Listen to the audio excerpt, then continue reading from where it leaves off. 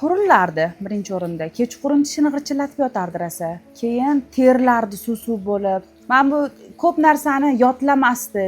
Bog'chada ham narsa beradi, yodlashlari rosa ham zaif edi. Unaqa unchalik aqlli emas edi. Men chetda edim. Onam Instagramda ko'rgan ekanlar. Keyin shunaqa vitamin bor ekan, vitamin dedilar. Aqliga dedi, gijjasiga dedi, ko'p narsaga foydasi bor ekan dedi. Keyin zakaz qilishdi. Bu yoqdan kegunimcha olib ichishni boshlashdi bular. Shu zakaz qilganimizdan keyin bir kun yetib keldi adashmasam. Olganimizdan keyin bir oy iste'mol qildi.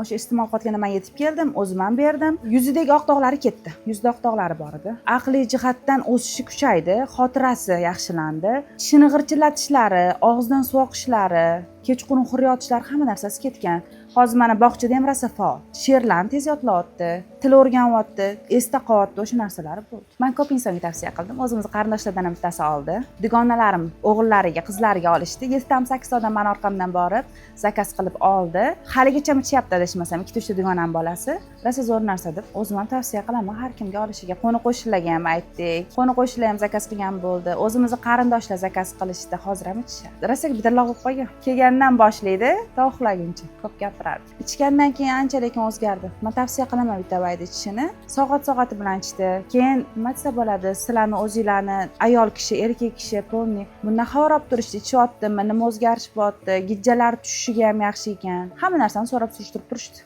Rahmat kattakon, shunchalik o'zgarishlar bo'lganiga.